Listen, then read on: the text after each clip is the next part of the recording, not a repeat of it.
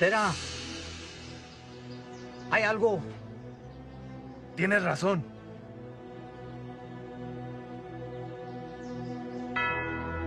Tráeme el padre.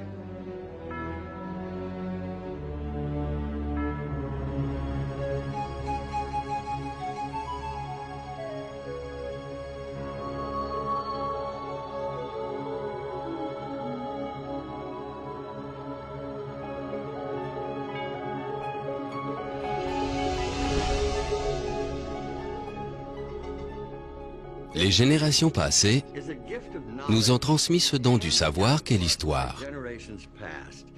Ce savoir est bien plus qu'un assemblage d'événements disposés de façon chronologique.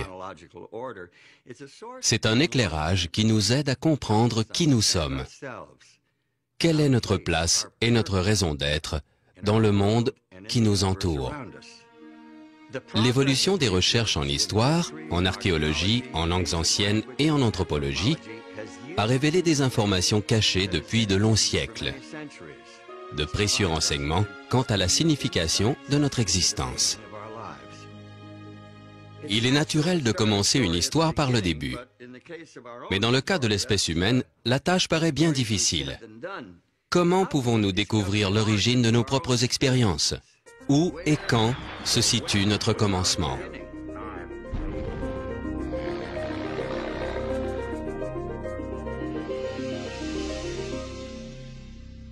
La Babylone antique nous a laissé une des légendes les plus anciennes sur les origines de la race humaine. Il s'agit d'un poème épique sur la création écrit durant le 2e millénaire avant Jésus-Christ.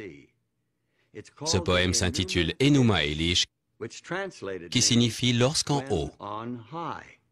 Lorsqu'en haut, les cieux n'avaient pas encore de nom et qu'en bas, la terre ferme n'en avait pas non plus.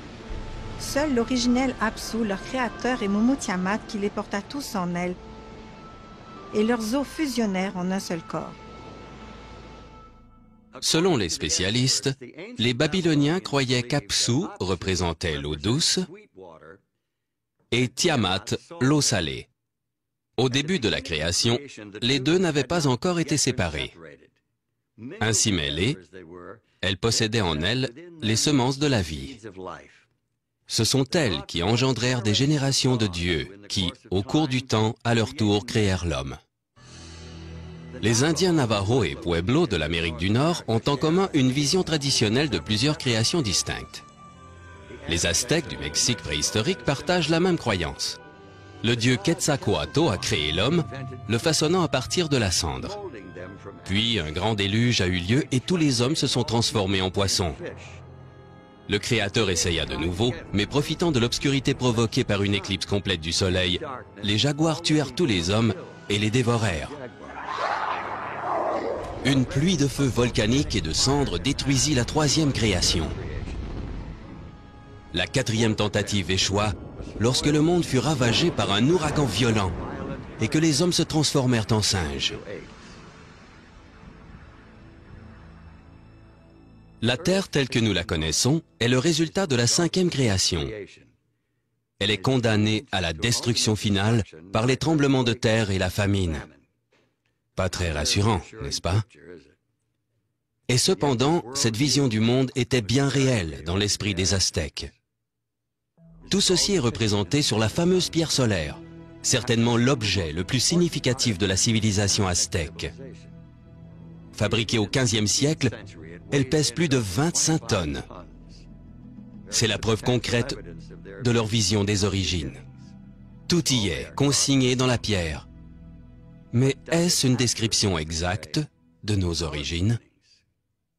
Le célèbre écrivain suisse Erich von Däniken, auteur de pas moins de 16 livres, propose une nouvelle vision de l'apparition de l'être humain sur la Terre. Aucun de ses ouvrages n'a eu l'impact phénoménal de son livre intitulé « Les chariots des dieux », écrit en 1968.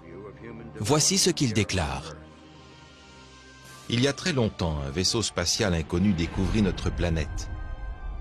L'équipage se rendit rapidement compte que la Terre offrait toutes les conditions requises pour le développement d'une vie intelligente. Évidemment, l'homme de ces temps reculés n'était pas l'Homo sapiens, mais quelque chose de bien différent.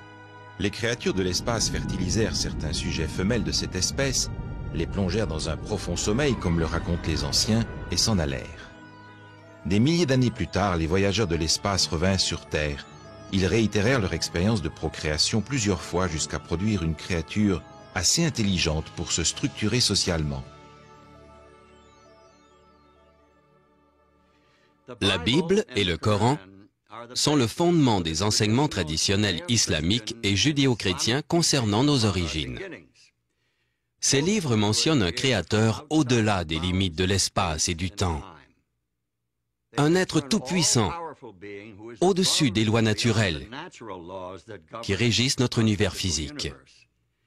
Ils enseignent que ce Dieu créateur exerça sa puissance surnaturelle et créa toute chose selon son divin projet. Voici ce que la Bible rapporte au sujet de la création. Les cieux ont été faits par la parole de l'Éternel et toute leur armée par le souffle de sa bouche. Car il dit et la chose arrive, il ordonne et elle existe. Le Coran, livre saint de l'islam, présente la même vision fondamentale de la création. Votre Seigneur, c'est Allah qui créa les cieux et la terre en 6 jours, puis s'est assis sur le trône. Il couvre la nuit avec le jour qui, à son tour, la poursuit rapidement. Il créa le soleil, la lune et les étoiles, soumis à son commandement. La création et le commandement n'appartiennent qu'à lui. Béni soit Allah, Seigneur de l'univers.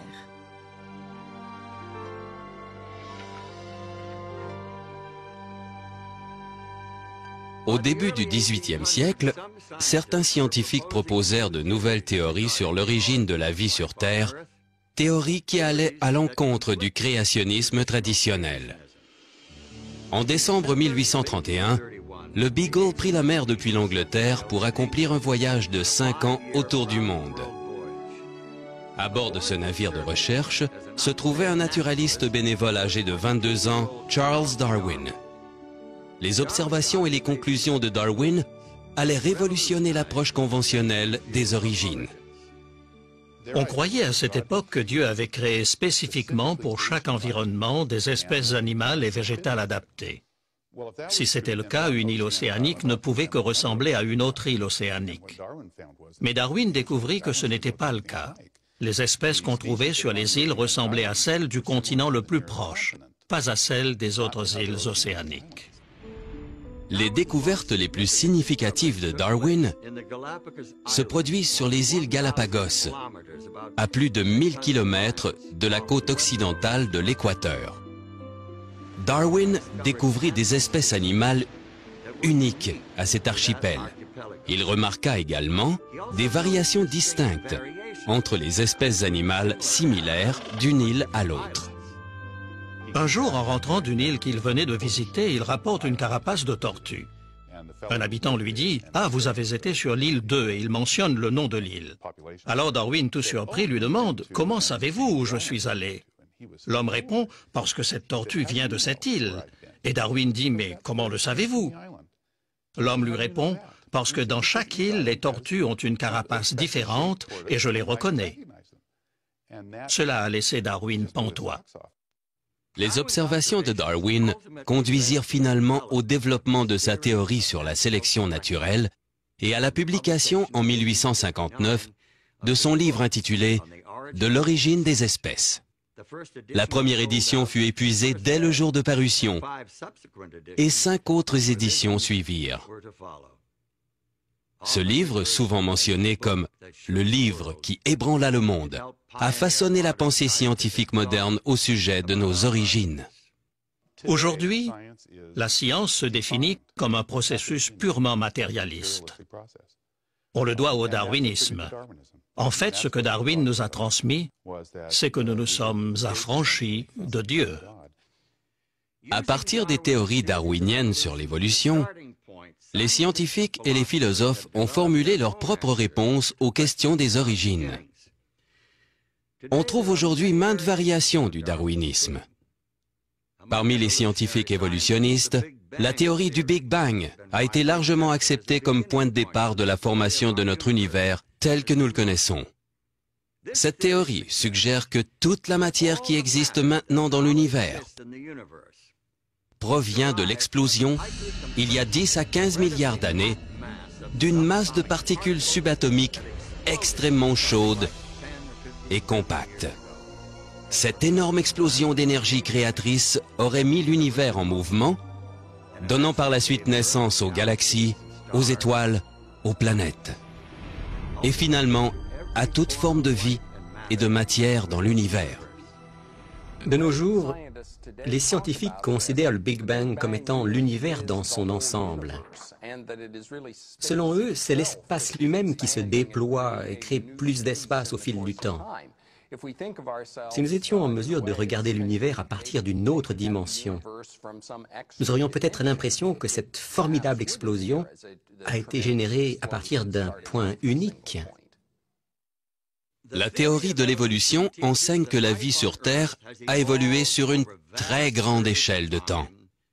Des formes unicellulaires simples se seraient transformées en des organismes complexes par le simple fruit du hasard, par une succession de tentatives plus ou moins couronnées de succès. C'est ce processus que Charles Darwin a appelé la sélection naturelle. Darwin dit qu'il y a 4 étapes essentielles. Premièrement, il y a les variations. Il n'y a pas 2 individus absolument identiques dans une population donnée. Deuxièmement, chaque population se reproduit en nombre excessif et il est impossible que tous les nouveau-nés survivent jusqu'à l'année suivante. D'où la lutte pour l'existence, la compétition et finalement la survie de ceux qui sont le mieux adaptés. Les mieux adaptés sont tout simplement ceux qui subissent des mutations qui leur procurent un avantage. La dernière étape est que ces mutations étant héritées, elles ont de fortes chances de se retrouver dans la progéniture des mieux adaptés. Sommes-nous l'aboutissement accidentel non planifié de l'évolution par la sélection naturelle? Ou sommes-nous l'œuvre d'un être suprême? Dieu dans la Bible et Allah dans le Coran. Devons-nous notre existence aux dieux aztèques ou babyloniens? Ou à des créatures extraterrestres venues de l'espace? Quelle est donc la vérité au sujet de nos origines?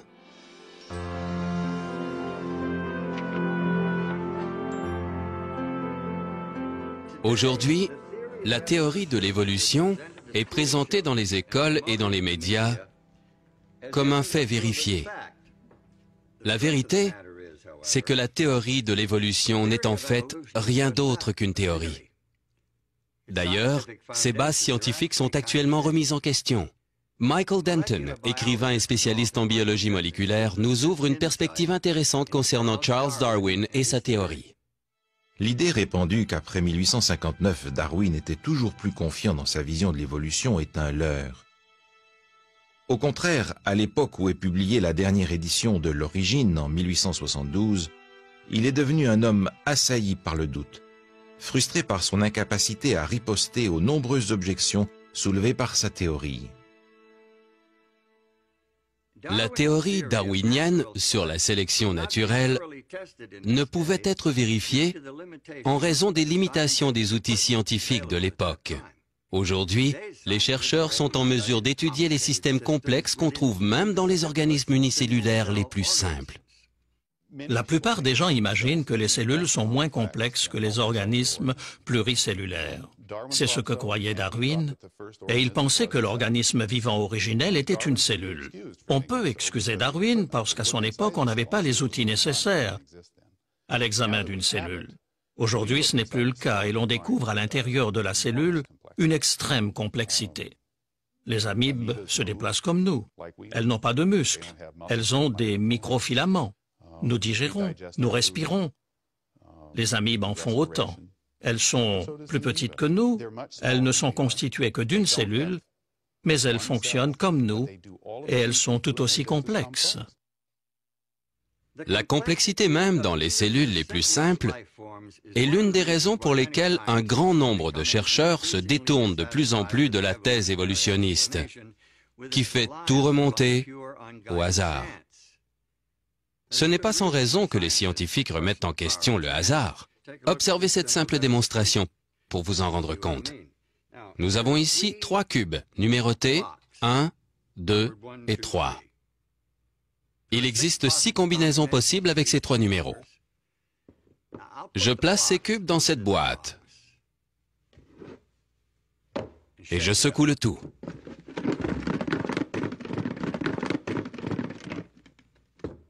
Maintenant, si je devais sortir les cubes, un à la fois, quelles seraient mes chances de les sortir dans l'ordre numérique? Eh bien, je pourrais m'attendre à sortir dans l'ordre les numéros 1, 2 et 3 en moyenne une fois sur 6.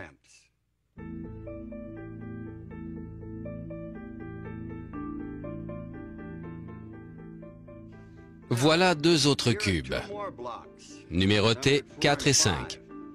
Je les rajoute aux 3 premiers dans la boîte.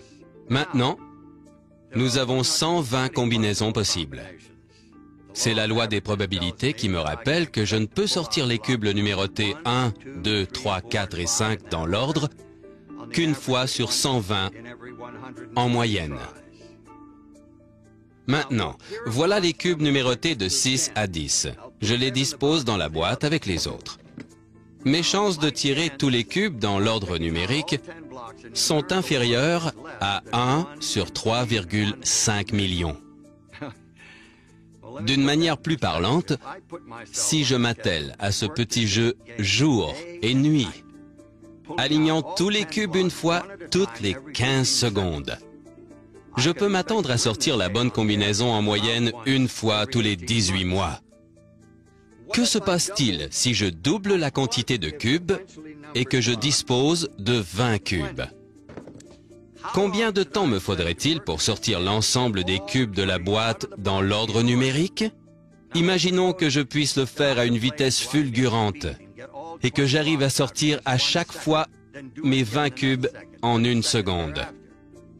La loi des probabilités prédit que je ne peux espérer aligner les 20 cubes dans l'ordre numérique qu'une fois tous les 77 milliards d'années. Ce petit jeu des chiffres n'est rien en comparaison de l'extrême complexité des particules de matière les plus simples.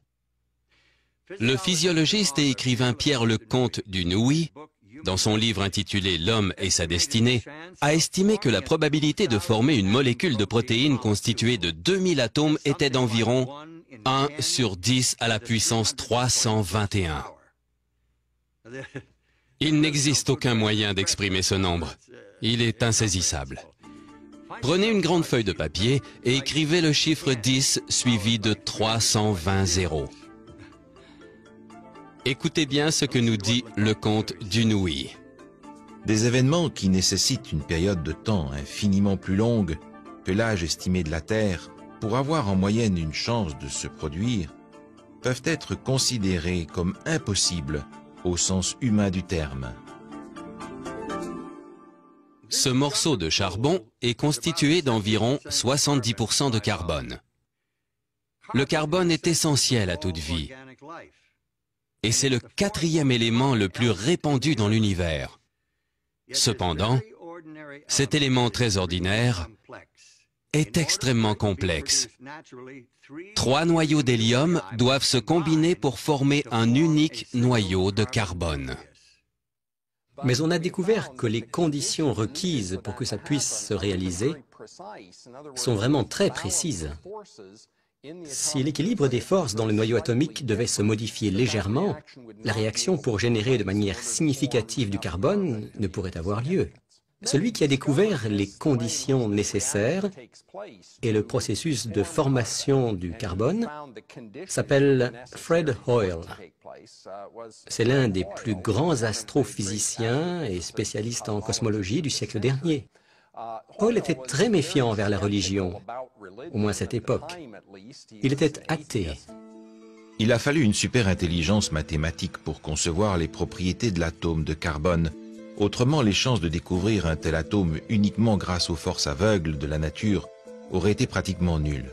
Une interprétation des faits fondée sur le bon sens suggère qu'une super-intelligence a joué avec les lois de la physique, de la chimie et de la biologie. Il me semble qu'on ne peut pas remettre en question cette conclusion, tant les évidences mathématiques tirées des faits sont convaincantes. Il semble que l'évolution, à travers une longue succession de hasards, de mutations incontrôlées, soit en fait matériellement impossible, ce qui jette un doute sur l'ensemble du scénario évolutionniste. Les scientifiques cherchent actuellement à introduire des raccourcis et des sauts miraculeux dans le monde du hasard. Beaucoup sont franchement impressionnés par les résultats de leurs recherches, découvrant de plus en plus de signes indiscutables d'un dessein intelligent dans la nature.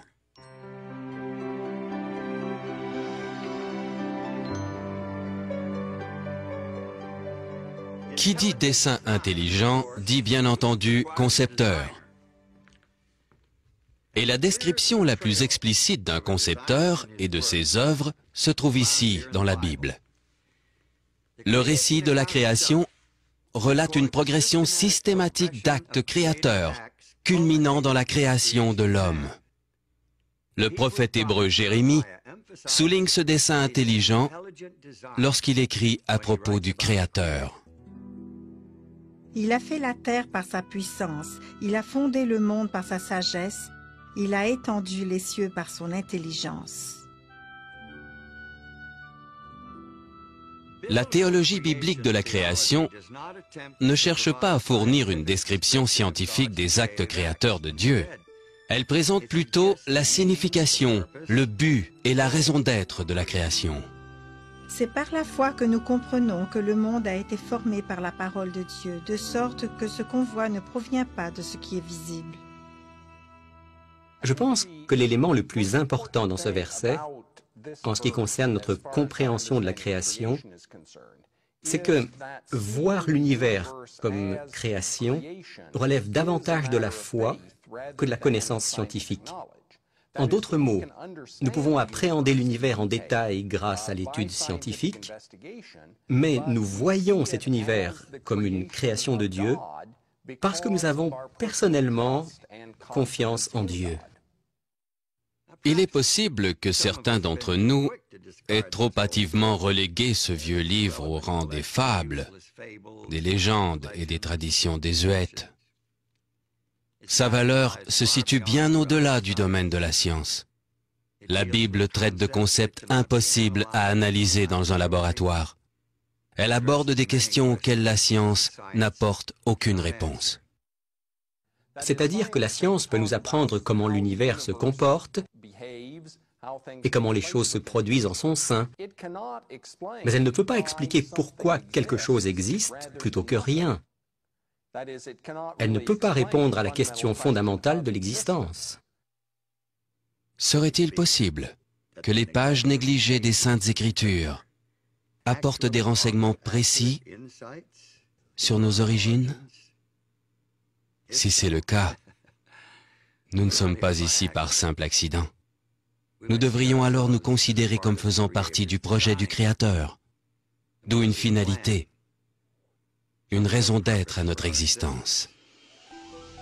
Dieu dit, faisons l'homme à notre image, selon notre ressemblance, pour qu'il domine sur les poissons de la mer, sur les oiseaux du ciel, sur le bétail, sur toute la terre et sur tous les reptiles qui rampent sur la terre.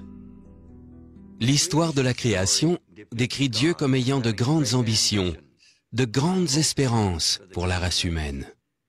C'est à l'image de son Créateur que l'homme fut créé. Dans leur innocence originelle, nos premiers parents avaient une communication directe avec Dieu, une relation personnelle, intime, un face-à-face avec leur Créateur.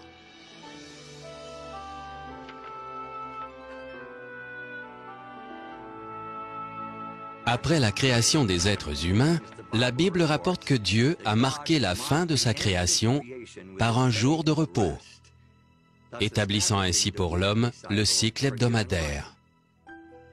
Ainsi furent achevés le ciel, la terre et toute leur armée. Le septième jour, toute l'œuvre que Dieu avait faite était achevée, et il se reposa au septième jour de toute l'œuvre qu'il avait faite. Dieu bénit le septième jour et le sanctifia, car en ce jour, Dieu s'était reposé de toute l'œuvre qu'il avait créée. Dieu a créé le monde en 6 jours. Ensuite, il s'est reposé le jour du sabbat. Le sabbat est par conséquent une création en lui-même, dans la mesure où le sabbat donne un sens aux 6 jours restants. Qu'est-ce que Dieu a créé le septième jour? En fait, Dieu n'a rien créé ce jour-là. Il n'a rien créé de matériel. Mais à la place, Dieu a créé un contexte dans lequel tout ce qui a été fait, le monde naturel, le monde matériel et la vie elle-même puissent être appréciées, savourées et célébrées.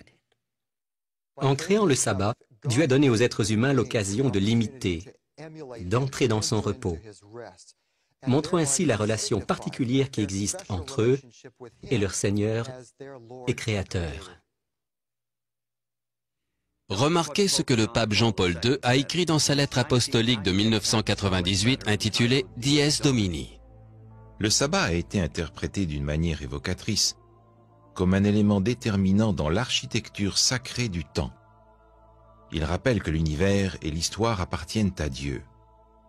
La référence de Jean-Paul II à l'architecture sacrée du temps soutient l'affirmation biblique que le cycle hebdomadaire des 7 jours fut conçu par notre Créateur. Ainsi, la semaine diffère de toutes les autres unités de temps. Réfléchissons à la structure du temps. Chacun de nous conçoit le temps d'une manière différente. Nous avons tous un passé, nous vivons tous dans un présent en mouvement, que nous percevons comme s'écoulant rapidement ou lentement en fonction de notre âge et d'autres facteurs subjectifs. Quant à notre futur, c'est le mystère. Nous ressentons tous le temps d'une manière différente. Pour que nous puissions coordonner nos activités, il nous faut des points de repère extérieurs à nous-mêmes.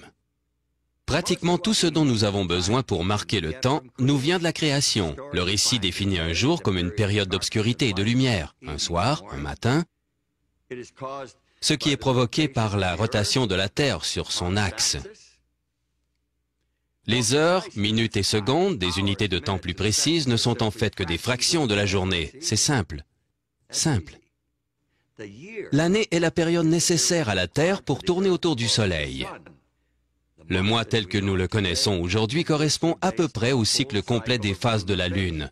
Mais il a été ajusté de manière à faire coïncider les 12 mois avec l'année. Pour ce qui est de la semaine, c'est une toute autre histoire. A priori, il s'agit d'une période arbitraire qui n'est liée à aucun phénomène naturel particulier. Les mentions les plus anciennes de la semaine se trouvent dans la littérature et dans l'archéologie des peuples sémitiques de l'Antiquité qui habitaient l'Asie du Sud-Ouest 2000 ans avant notre ère. Où ont-ils découvert la semaine? Faisait-elle partie de leur histoire? Réminiscence de l'œuvre créatrice de Dieu? Mais est-ce que la semaine est véritablement une unité de temps artificielle et arbitraire?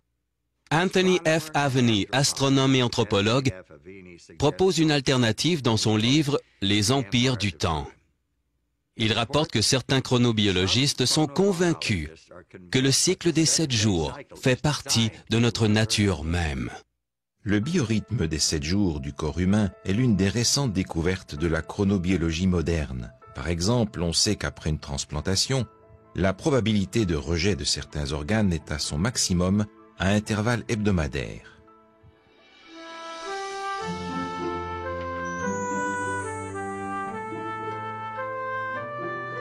L'acceptation largement répandue de la semaine de 7 jours depuis des milliers d'années renforce l'idée de l'origine divine du cycle hebdomadaire. Mais, si la semaine de la Genèse a survécu aux milliers d'années depuis la semaine originelle de la création, alors pourquoi est-ce que la notion d'un créateur n'a-t-elle pas été préservée avec autant de succès? Le livre de la Genèse nous explique la décadence de la famille humaine. D'après Genèse 6:5, les pensées des hommes se tournaient chaque jour uniquement vers le mal. Alors, Dieu a décidé de purifier la terre par le déluge.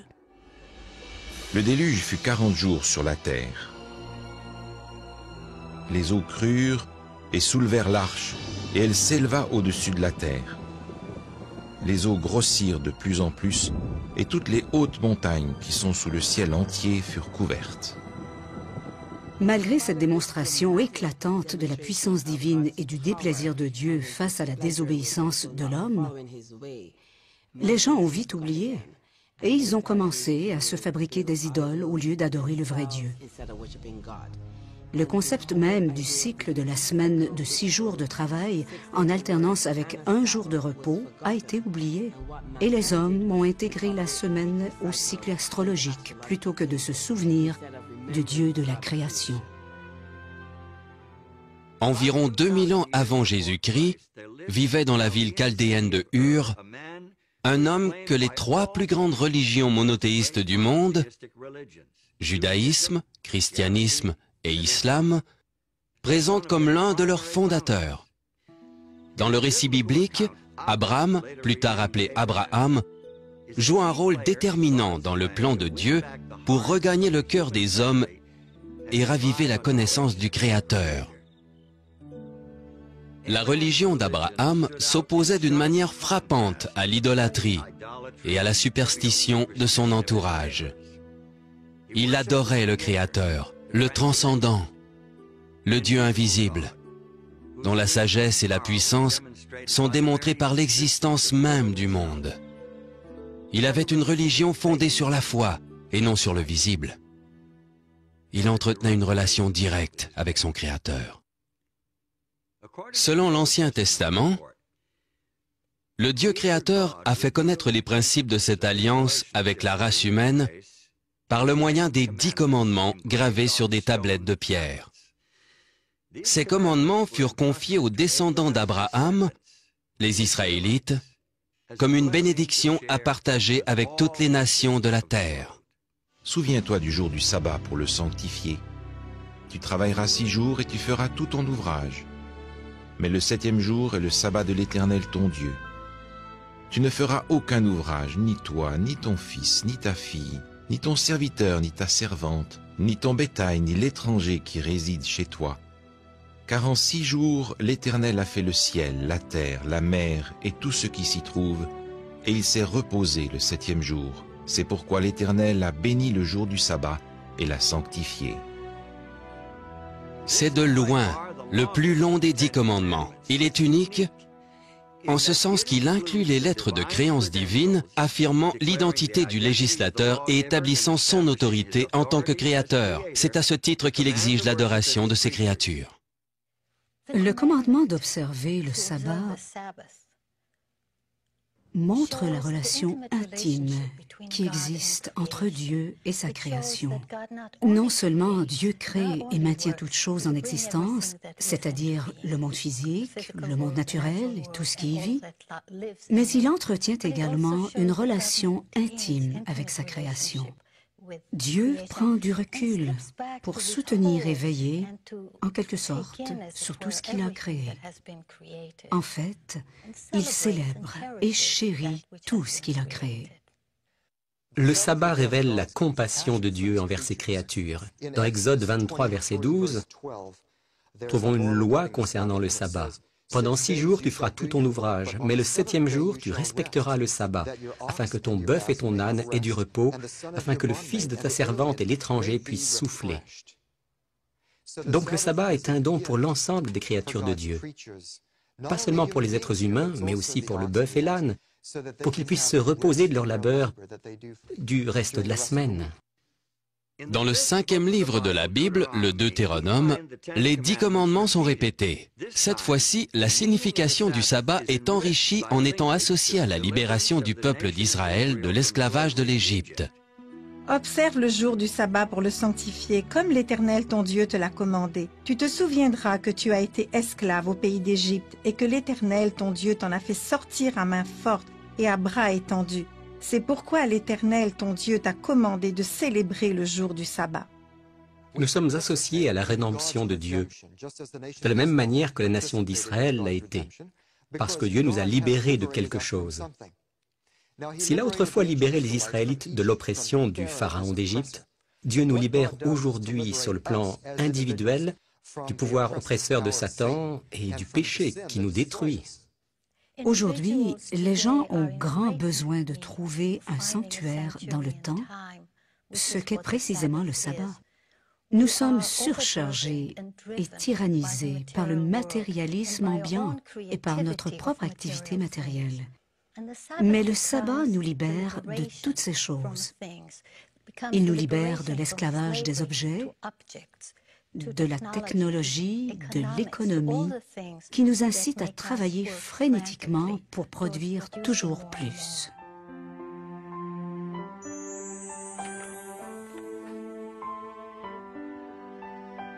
Puisque le sabbat du 7e jour est si riche de sens, et puisqu'il fait partie des 10 commandements, pourquoi n'est-il pas observé plus largement à notre époque? Bonne question. D'autant plus qu'il est généralement admis que ce commandement, tout comme les 9 autres, ne s'applique pas uniquement au peuple d'Israël, mais à toute la famille humaine. Comme c'est une loi naturelle qu'en général une certaine période de temps soit mise à part pour adorer Dieu, ainsi dans sa parole, par un commandement moral, positif et perpétuel englobant tous les hommes de tous les temps, Dieu a spécialement désigné un jour sur 7, un sabbat, qui lui soit consacré. Le sabbat fut instauré en Éden et il est toujours en vigueur depuis. Ce 4e commandement commence par les mots « Souviens-toi », montrant ainsi que le sabbat existait déjà lorsque Dieu écrivit cette loi sur les tables de pierre du Sinaï. Comment les hommes peuvent-ils prétendre que ce même commandement a été aboli, alors qu'ils admettent que les 9 autres sont encore en vigueur? Le sabbat a été fait pour l'homme, non pour les Hébreux, mais pour tous les hommes. Le commandement du sabbat nous révèle l'image d'un Créateur qui réclame une place dans le cœur et dans la vie de tous ses enfants humains. David, le grand roi d'Israël, l'a bien compris. Lui qui enseigna à son peuple à étendre la connaissance du Dieu créateur au reste du monde. Racontez parmi les nations sa gloire, parmi tous les peuples ses merveilles, car tous les dieux des peuples sont des faux dieux, mais l'Éternel a fait les cieux. Rendez gloire au nom de l'Éternel, que l'on dise parmi les nations, l'Éternel règne. La Bible explique bien que le désir du Créateur était d'attirer la famille humaine tout entière à la véritable religion, à la véritable adoration, afin que chacun puisse s'approprier les bénédictions que Dieu avait pour Israël. Et les étrangers qui s'attacheront à l'Éternel pour le servir, pour aimer le nom de l'Éternel, pour être ses serviteurs, tous ceux qui garderont le sabbat pour ne pas le profaner, et qui demeureront fermes dans mon alliance, je les amènerai sur ma montagne sainte et je les réjouirai dans ma maison de prière. Leurs holocaustes et leurs sacrifices seront agréés sur mon autel, car ma maison sera appelée une maison de prière pour tous les peuples. Il n'est pas difficile d'imaginer la puissance du sabbat pour restaurer et cimenter la relation entre le Dieu créateur et ses créatures. Leur profond attachement au jour du sabbat, leur adoration et leur louange en reconnaissance de la puissance créatrice de Dieu devaient tisser entre Dieu et ses créatures des liens d'amour et de gratitude. En continuant d'observer sincèrement le sabbat, elles ne pourraient en aucune manière oublier leur Créateur. Je leur ai aussi donné mes sabbats comme un signe entre moi et eux, pour qu'ils reconnaissent que je suis l'Éternel, qui les sanctifie.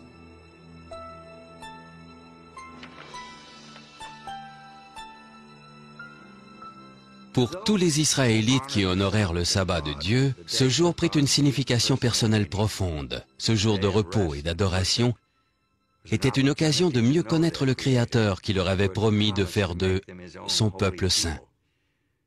Mais l'histoire relate que beaucoup d'Israélites ne saisirent pas cette opportunité.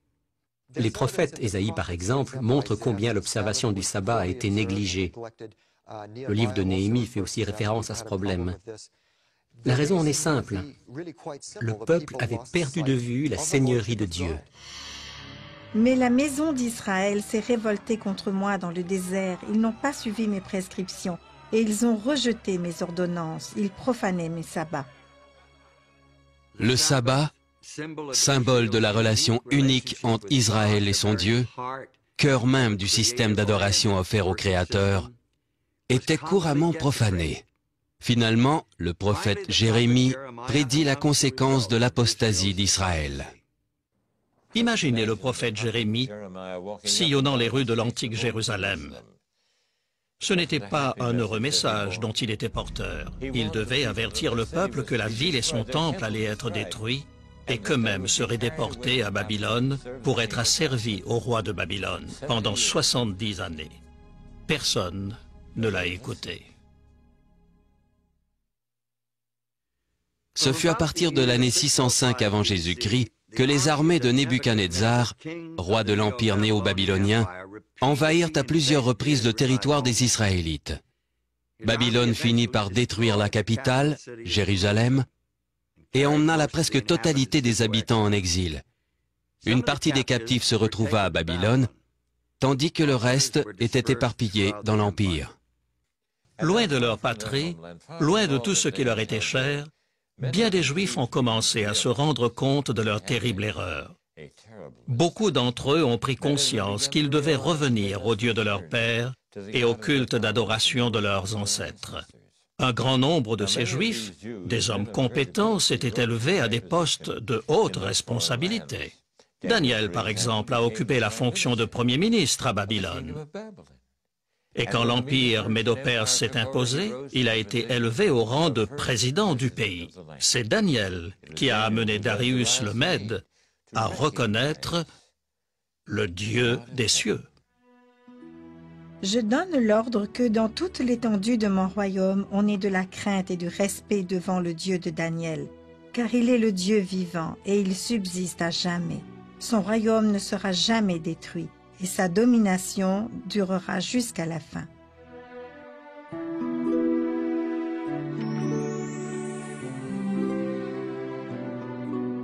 On a de bonnes raisons de penser que la religion de ce peuple exilé s'est répandue au point d'influencer les mouvements philosophiques et religieux des siècles postérieurs.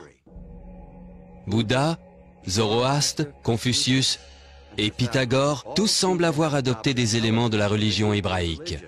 Par exemple, bien qu'il n'existe pas aujourd'hui de jour sacré dans le bouddhisme, le sabbat, ou uposatha, a très tôt été une composante de cette religion.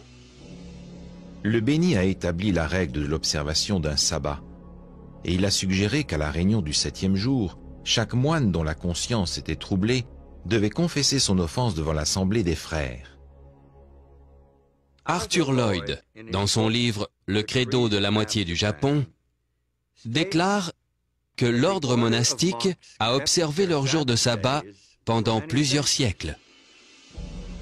Il est même possible que Confucius se soit référé au sabbat du 7e jour dans ce passage de l'une de ses œuvres classiques.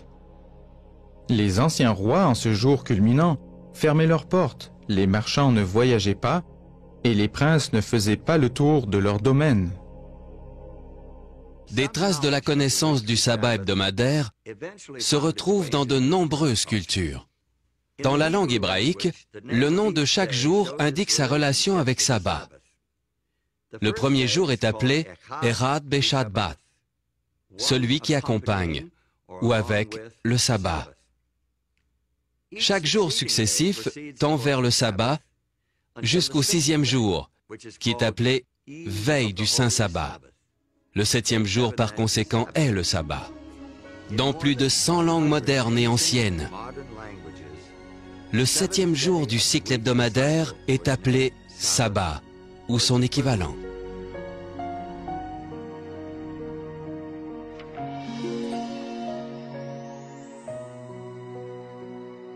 Ainsi, il semble se confirmer qu'au temps de l'exil, certains Juifs réussirent là où en tant que nation ils avaient échoué en des temps de paix et de prospérité. Ils propagèrent la connaissance de Dieu et de sa loi parmi les autres nations. Mais que se passera-t-il lorsque ces captifs retourneront dans leur pays? Continueront-ils d'adorer le véritable Dieu? Ou retourneront-ils aux pratiques des générations précédentes? Un élément de réponse se trouve dans l'histoire de Néhémie. Néhémie n'est pas retourné à Jérusalem au moment où les autres sont partis. Mais quand on a rapporté à Néhémie ce qui se passait, les nouvelles l'ont tellement attristé qu'il s'est assis et s'est mis à pleurer. Finalement, il a décidé qu'il devait, si cela était possible, se rendre à Jérusalem et voir de quelle manière il pouvait faire avancer les choses. Néhémie était un leader capable et dynamique. Il réussit à mener à bien la reconstruction de Jérusalem, mais il fit plus encore. Il était un réformateur zélé ayant le souci de restaurer la vie spirituelle de son peuple. Comme la transgression du sabbat était selon lui la cause de toutes ces années de captivité, il se consacra particulièrement à préserver la sainteté de ce saint jour. Il a découvert que le peuple achetait et vendait pendant le jour du sabbat. Il dit, comment pouvons-nous agir de la sorte? C'est la raison pour laquelle nous avons été envoyés en captivité. Comme les commerçants continuaient à venir, il a ordonné de fermer les portes d'accès à la ville le jour du sabbat. Et comme les marchands campaient à l'extérieur des murs, Néhémie les a menacés d'emprisonnement. Un prêtre du nom d'Esdras assistait Néhémie dans sa tâche. Il exerçait une forte influence sur la vie spirituelle des Juifs de son époque. Esdras enseignait au peuple les lois de Dieu et menait une réforme et un réveil spirituel fondés sur les Saintes Écritures. Le peuple se rassembla et jura solennellement d'obéir aux commandements que Dieu leur avait donnés par l'intermédiaire de Moïse. Ils s'engagèrent à ne pas profaner le sabbat en faisant du commerce ce jour-là. Ils observèrent le saint jour avec tant de soin et de scrupules que l'observation du sabbat allait devenir une caractéristique distinctive de leur nation. Durant la période intertestamentaire, qui précéda le début de l'histoire de Jésus-Christ, on assista à des bouleversements continuels au Moyen-Orient.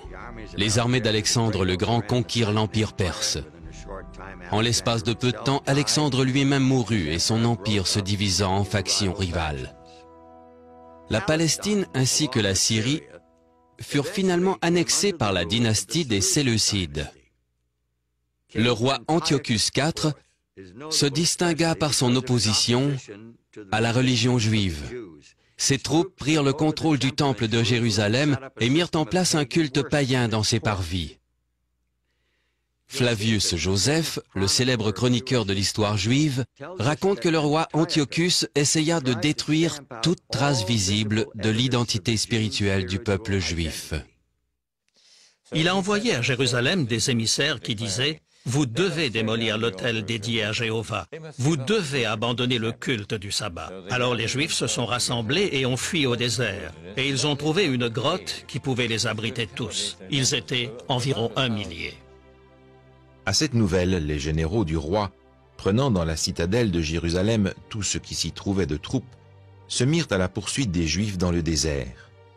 Quand ils les eurent rejoints, ils tentèrent d'abord de les faire changer d'avis et de les persuader de se guider sur leur intérêt, afin de ne pas forcer les soldats à appliquer les lois de la guerre. Les Juifs refusèrent et persistèrent dans leur résistance. On les attaqua donc le jour du sabbat, et on les brûla dans les cavernes, sans qu'ils se défendent ou cherchent même à fermer les issues. La solennité du jour leur interdisait de se défendre. Ils moururent donc étouffés dans les cavernes, avec leurs femmes et leurs enfants, au nombre d'environ 1 millier. Le martyre de ces patriotes juifs à l'époque d'Antiochus IV est un grand témoignage de la force de leurs convictions. Leur Dieu et son sabbat représentaient plus à leurs yeux que la vie elle-même. Leur sacrifice fut un triomphe de la foi.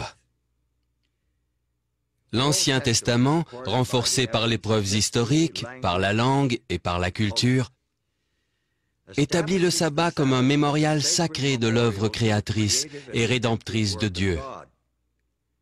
Il fait du sabbat le signe de la relation intime entre le Créateur et ceux qui l'adorent. Un jour de repos et d'adoration qui unit le cœur des êtres humains au cœur de leur Créateur. Lorsque les premiers chrétiens héritèrent du sabbat, les enseignements de Jésus-Christ et de ses disciples servirent à accentuer et à enrichir sa signification en amplifiant son importance. Aujourd'hui, pour beaucoup de Juifs et pour beaucoup de chrétiens également, le sabbat demeure un pilier central de la vie spirituelle et de l'adoration. À ce jour, le sabbat demeure un élément déterminant dans l'architecture sacrée du temps.